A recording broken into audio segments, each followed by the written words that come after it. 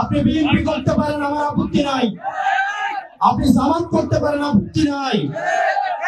আমরা দেখেছি গতকাল যখন ঢাকায় আগুনে পুড়ছে তখন সেখানে আওয়ামী লীগ আসছে আলু পোড়া দিয়ে খেতে। আপনি বিএনপি করেন, আমার সমস্যা নাই। জামাত করেন, সমস্যা নাই। কিন্তু আওয়ামী লীগের সাথে সখ্যতাকে আমরা মেনে নিব না।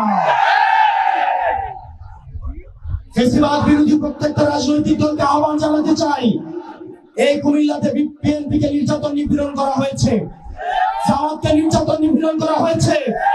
আমরা আপনাদের কাছে উদাত্ত আহ্বান জানাবো, কুমিল্লার স্বার্থে, বাংলাদেশের স্বার্থে আমাদেরকে সবাই ঐক্যবদ্ধ থাকতে হবে।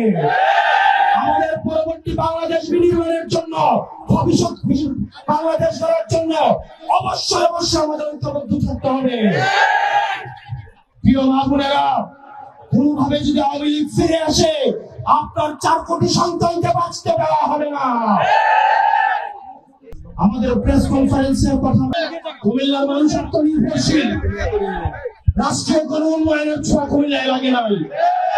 মানুষ নিজেরা বিদেশে থাকে, নিজ যোগ্যতায় চাকরি পায়, নিজ যোগ্যতায় নিজেদের মাথাপিছু ইনকাম বেশি। কুমিল্লার রাস্তাঘাট, অবকাঠামো সেগুলো নিজ উদ্যোগে স্ব বিনিয়োগে তৈরি হয়েছে, রাষ্ট্রের কোনো অর্থ দিয়ে সেগুলো হয়নি। কুমিল্লায় যেসব বিনিয়োগ হয়েছে সেগুলো একটা নির্দিষ্ট দলের পকেট ভারী করার জন্য করা হয়েছে। আপনারা কুমিল্লার ফ্লাইওভারের কথা দেখেন, রাষ্ট্রীয় বিনিয়োগের নিদারুণ অপচয়ের নিদর্শন। এই ফ্লাইওভার কোনো কাজে আসে না, যেমন জ্যাম ঠিক তেমন জ্যাম রয়েছে। কুমিল্লার মানুষ রেমিটেন্স যোদ্ধা, তারা বিদেশে থাকে, পয়সা ইনকাম করে ছেলে মেয়েদের পড়াশোনা করায়, নিজ যোগ্যতায় তারা প্রতিষ্ঠিত হয়।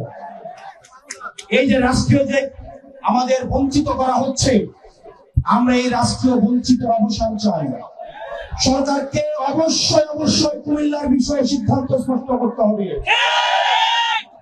সারা বাংলাদেশ ঘুরে এটা আমাদের 44 নম্বর জেলা।